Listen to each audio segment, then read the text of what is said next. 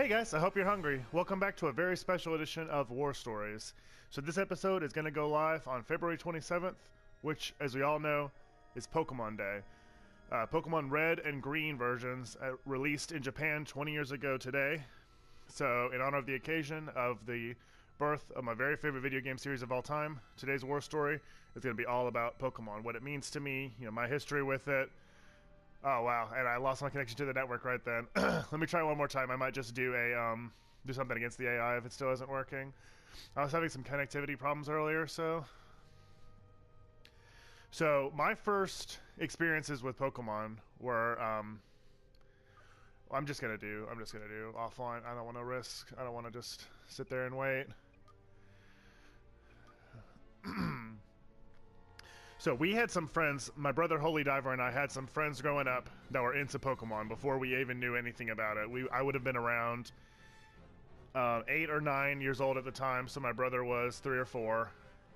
And they were into Pokemon, and they showed us some episodes of the anime, showed us some of the cards, and we got into it right away, probably mostly because of the anime. So I got excited about it, and I really wanted a Game Boy, but that was pretty far out of the reaches of my allowance at the time. So, for my birthday, February 23rd, 1999, I got Pokemon Yellow version and a Game Boy Color. And that was the first, that was really the first home console, well not really home console because it's a port above it, you know what I mean. The first personal console I ever owned, that was my very own, was that Game Boy Color. I got Pokemon Yellow, and I was hooked from the beginning. So when people ask, like the age-old question of, was your first starter Charmander, Bulbasaur, or Squirtle? Well, it was Pikachu, and then all 3 of them because I had Yellow version. For those of you that don't know, on Pokemon Yellow, instead of choosing between the classic starters, Charmander, Bulbasaur, and Squirtle, you start with Pikachu, and then, I just shot him in the knee, and that's enough. And then later on in the game, just like in Ash's journey on the anime, you're given the other 3, Charmander, Bulbasaur, and Squirtle, so you can have all of them on your team at once. So that's why, to me, that's the strongest game of the originals, just through sheer virtue of that. And then Yellow had a lot of enhancements, so pretty much every Pokemon generation has 3 games. There'll be 2, and then sort of an upgraded one a little bit later that's like a half sequel. So it had some improvements, like it added, it made it closer to the anime, like, there's been a ROM hacks like Ash Gray that try to capture it too, where you feel more like you're playing through the anime with how Pokemon Yellow works. So that was my very first Pokemon game. At the time, my favorite Pokemon was Charmander, growing up. It's changed a little over the years, and I'll kind of talk about that as we go on. So I loved Pokemon Yellow. My brother and sister went in together and got me a guidebook, and I just was completely hooked right from the beginning. I started collecting the cards really seriously and watching the anime, of course, Saturday mornings. As I got more into collecting the cards, the Toys R Us near our house used to do an event on Saturday mornings called, I think it was just called like the Pokemon League, and kids would come and trade cards and play the game with each other, and it was just so much fun. Those are some really fond memories too of going, early Saturday morning. My dad would bring my brother and I to play Pokemon and get some new packs and all that. So that was very cherished memories. So the next Christmas of year 2000, so I would have been like 11 and a half at that time, almost 12. I got Gold and Silver for Christmas. The next generation of Pokemon games. And Pokemon Silver, I had them both, but usually I would let my brother borrow one and play through it himself, but Pokemon Silver is probably my very favorite game of all time. If I was forced to pick, it's really, Pokemon in general, because they're all, so similar, and it's all the same formula and all, but if I had to pick one specific game, it would probably be Pokemon Silver version. So I remember that was really in the nascent days of the internet. Like, YouTube didn't exist yet. A lot of things that were so huge. Like, I think even Google was not really the powerhouse that it is today. Certainly not the powerhouse it is today, but I don't even know if it was like the last word. I remember using all sorts of different search engines back in the day before it was always, I guess you have like Bing and people still use Yahoo and stuff, but basically Like it's Google or nothing nowadays. But I remember using Ask Jeeves or Dogpile or all sorts of old ones. But I mean, that's neither here nor there. But anyway, I would use them to look up spoilers and leaked information because Gold and Silver came out in Japan first. So like I would learn, you know, Haido Arashi is the, I'm sure I'm pronouncing that wrong, but that's the Japanese name of Cyndaquil. I'm never gonna hit it with this thing. I'm gonna go see if I got a if I got a smart rocket from my drop pod, because that's not gonna happen. I don't know why I chose Sullust. I knew that this would be my fate of just dodging TIE fighters, but whatever. So yeah, we would investigate the spoilers and look at the pictures and just, I don't know. That's still, I mean, there have been, you know, a lot of games since that I've been super hyped for, but that might be like some of the most exciting times of my life were waiting for Gold and Silver and then getting them both on Christmas Day. It actually started with Chikorita. Chikorita is easily my least favorite of those starters nowadays, but that was when I first started up Silver. That was the one I picked to start with, which was weird. Maybe, I think Daniel probably used Totodile, so maybe I just wanted the type advantage right off the bat. That wouldn't surprise me. Excuse me.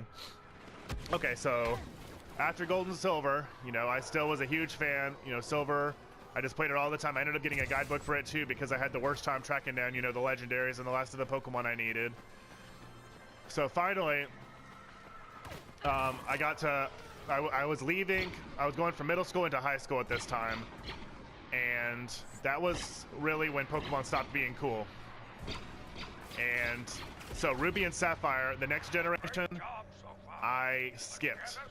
I wanted to be cool, you know, that was when, you know, started to be interested in girls, and, you know, really, you know, that stage of your life, you care so much what other people think of you, that it was hard to, you know, to still be the Pokemon kid.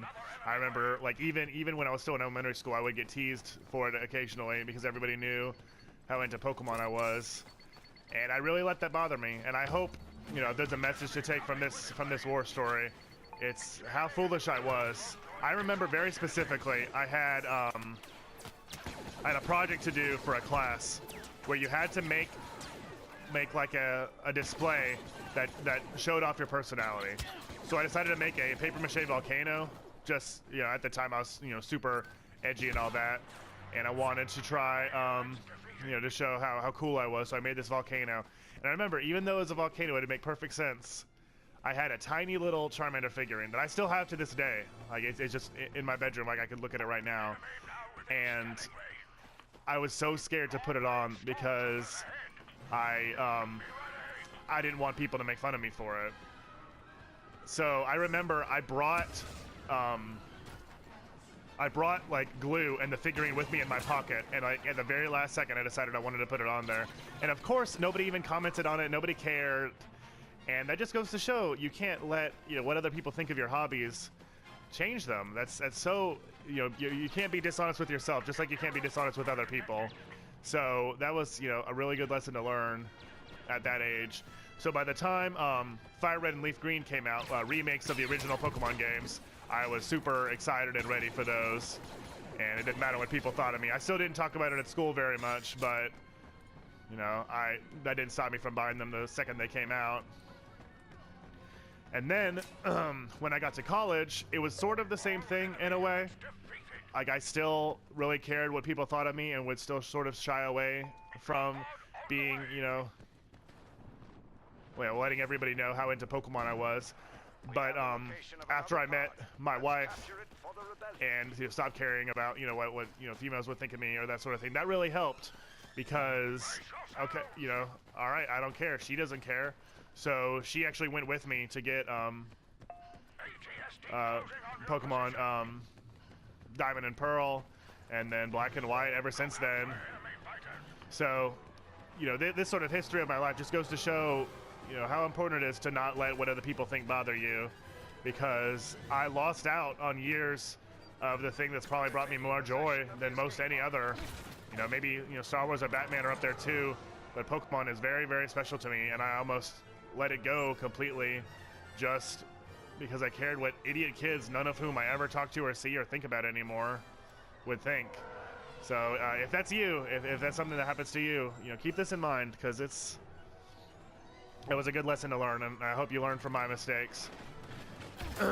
So, when I was little, Charmander was my very favorite Pokemon. And I really liked Ditto too. Ditto was probably second. And then as I got older, you know, my taste would change somewhat, or I'd add some. Like I liked Charizard too. Charmander's final evolved form was another one of my favorites. And Dragonite became one of my favorites. Whenever a new generation would come out, I would always get excited about how some of them looked. Like I remember in the previews for Gold and Silver that I would look up online with their Japanese names and all. Ledian, actually, the Ladybug Pokemon, was one of my favorites because he had a really cool, like, punching kind of design. And I just really liked him. I thought he was super cool. And so, but there was always one Pokemon that I kind of kept coming back to, even more than Charmander, even though, you know, Charmander was my first favorite. And it's Snorlax. Snorlax is my very favorite Pokemon of all time. I love Munchlax too. Munchlax is the baby form of Snorlax introduced in Diamond and Pearl. They're very special to me. I like their design. I like how they fare in battle. I'm really into Snorlax. And, you know, I mentioned, you know, I like how Snorlax fares in battle. And I do, but I'm not the most competitive battler in the world. Like, I do like battling people online, and I do it occasionally, but I kind of fancy myself a Pokemon breeder, like Brock wants to be on the anime. Like, I like breeding competitive Pokemon and raising them to be, you know, the best that they can, and just having them, collecting them. You know, I'm a collector at heart, especially at Pokemon. You know, I like to think I exemplify the virtue of gotta catch them all. So. But I appreciate all facets of Pokemon. A lot of the spin-off games, Coliseum, Pokemon Stadium, Pokemon Snap especially, I loved growing up. I'm really excited for Pokken Tournament, which is a fighting game spin-off by the makers of Tekken. That comes out March 18th, I'm pretty sure it is. So that's definitely a game I'll want to review on here and get first impressions. I've never been much of a 2D fighter guy, but I definitely want to show that off if I ever get the chance to, or at least talk about it some. I love the movies too. You know, only I think the first 3 were shown in theaters, and I went and saw all 3 of them. And ever since then, you know, I caught them here or there. I feel like the movies are definitely one area where, you know, they definitely could do better. You know, a lot of the plots are really hackneyed and cliched, where the, you know, the anime has grown a lot over the years to become, you know, a more mature product. But you know, the movies not so much. They're still very, very commercialized and all.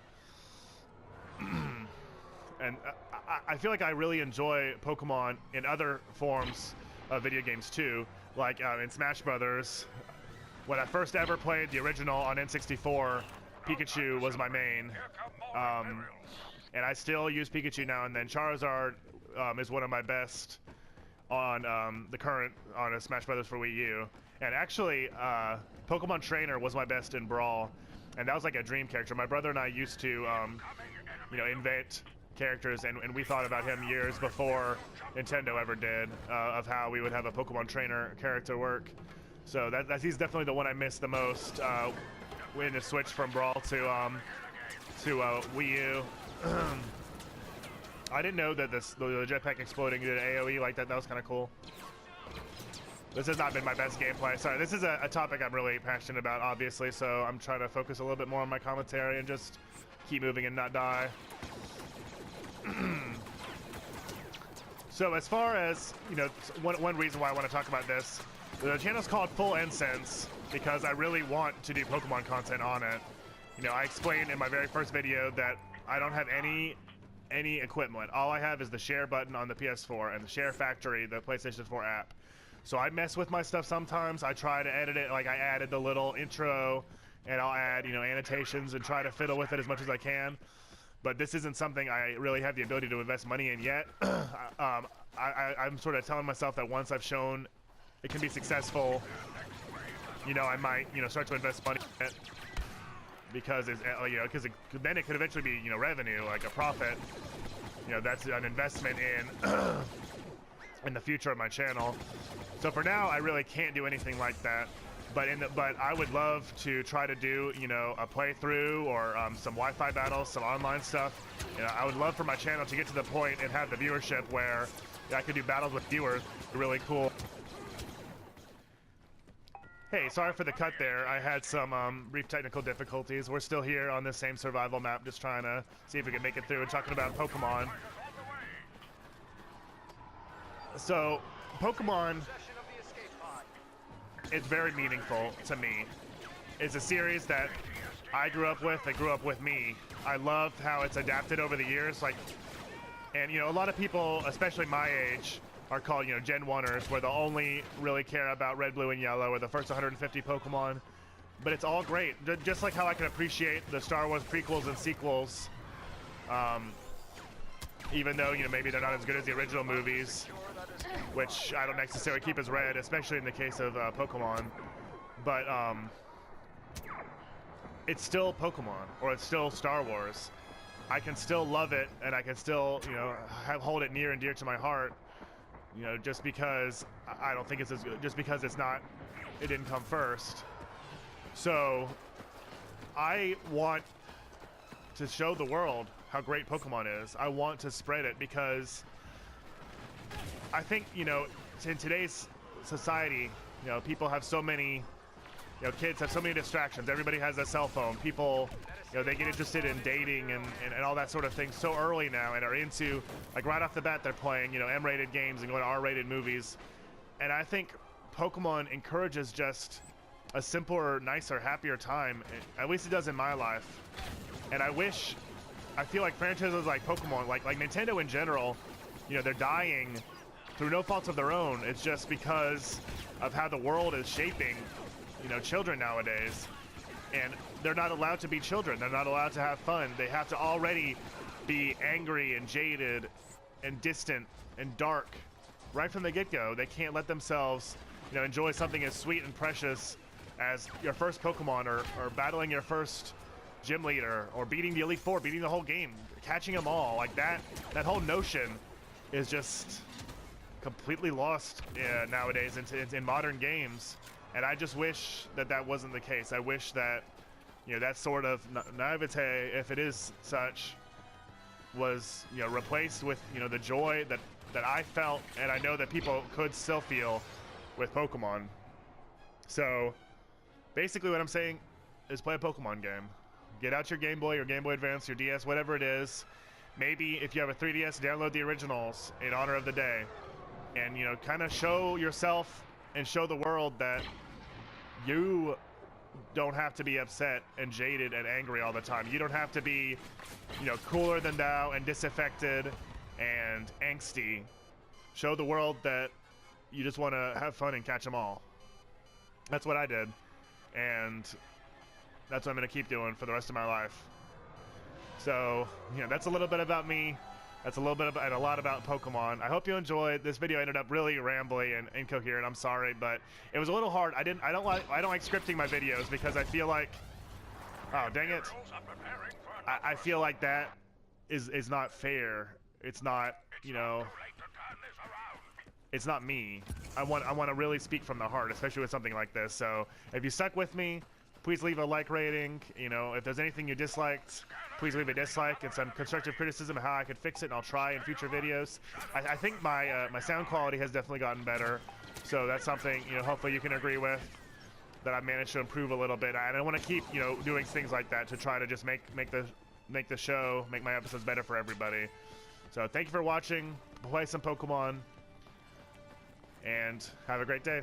I don't know about you guys, but there you go. I'm full.